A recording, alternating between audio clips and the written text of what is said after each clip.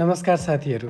आज हामी चिच्चाएर र बरमाग्ने नेपालको पवित्र धार्मिक तीर्थस्थल पाल्पास्थित सत्यवती मन्दिरको दर्शन गर्नेछौँ। को हुन् त सत्यवती बजै, त्यहाँ कसरी वर मागिन्छ हामी जान्ने प्रयास गर्नेछौँ।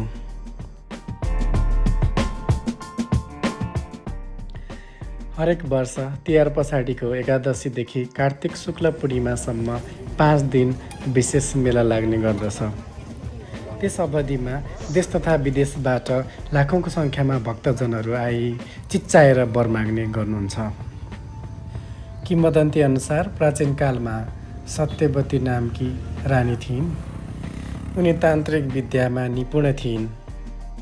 तान्त्रिक विधिबाट मृगको रूप धारण गरी नदी किनारमा चढ्दै गर्दा शिकार गर्न गएका राजाले बाण प्रहार गरी कान छेदन गरेको हुनाले चिच्चाएर वर माग्नुपर्ने विश्वास रहेको छ।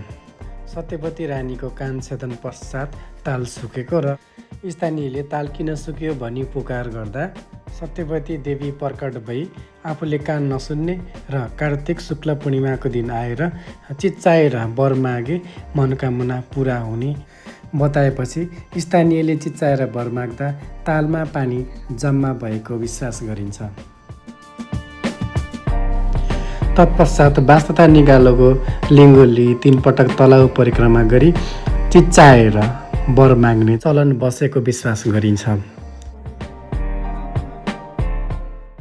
भाकल पुरा भइसकेपछि सत्यवती बजैको मन्दिर पुगी बलि, दान, दक्षिणा लगायतका सामग्रीहरू अर्पण गर्ने प्रचलन रहेको छ।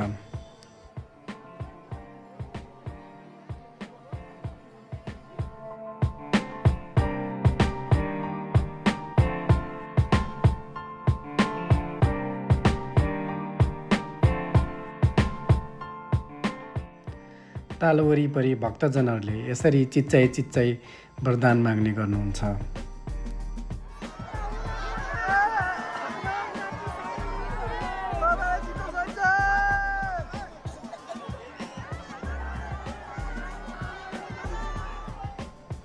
लाखौँको सङ्ख्यामा भक्तजनहरूले रातभरि जागराम बसी चिच्चाइ वर मागी आफ्नो मनोकामना पुरा हुने अठोटका साथ नाचगान गरी मेला पूर्ण रूपमा मनाउनुहुन्छ।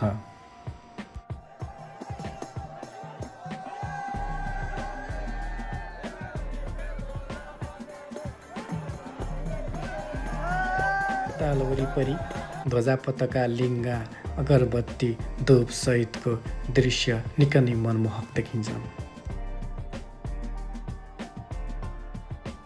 हजुरहरू पनि जाने होइन त सत्यवती माताको दर्शन गर्नलाई? कमेन्टमा सत्यवती बजैको जय लेख्न नबिर्सिनुहोला। सत्यवती बजैले हामी सबैको कल्याण गरून्।